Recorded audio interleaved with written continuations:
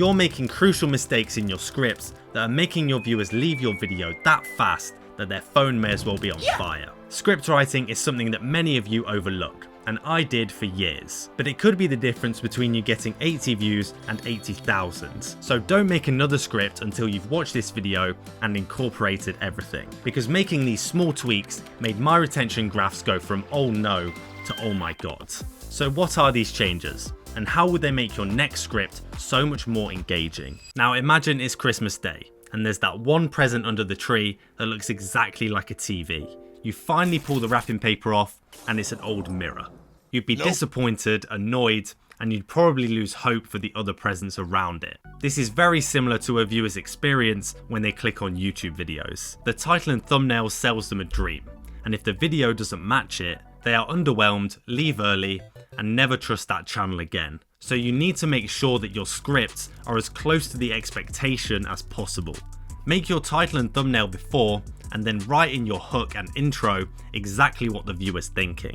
One technique that works for me on my fitness channel was thinking of 3 questions that my viewer would have from my packaging, and then mentioning them early in the video.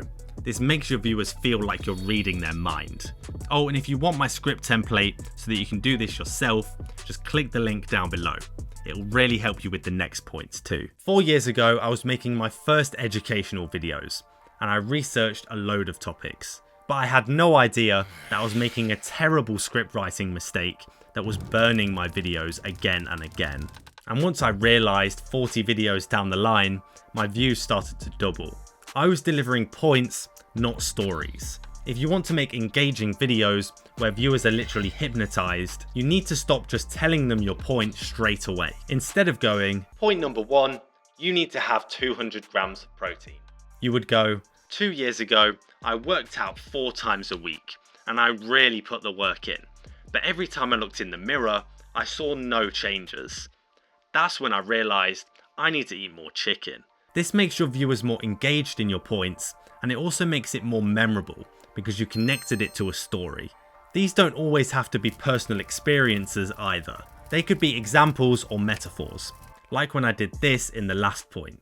Now this next technique is one that many big YouTubers use because it creates intrigue and keeps your viewers wanting more. This is adding an extra avenue for your story, and it's called a subplot. See if you can notice how Ed uses it in this video. But first, I've got to go and get changed for the wedding. Okay, let's hit the road.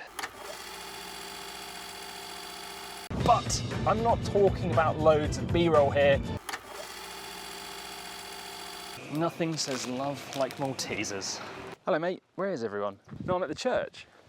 Wrong date. And that brings me on to something that you've got to accept in 2023. Alongside delivering value, the extra challenge in his video is whether he got to his destination in time, which keeps viewers wanting to know whether he got there or not, even if they already know the information he's giving.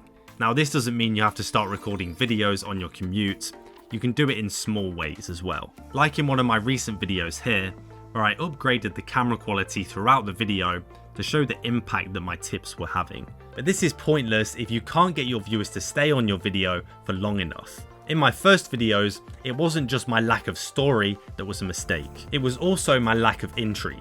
Once I deliver a point, my viewers would just go, thanks, see ya. Instead, you need to set up payoffs. Throughout your video, you need to hint towards a later point.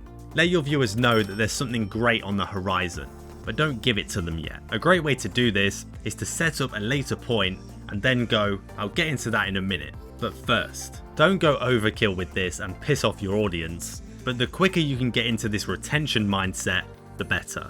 Always open a loop to be paid off later, even in your outro. Another massive part of how well your script delivers is regarding other parts of your video.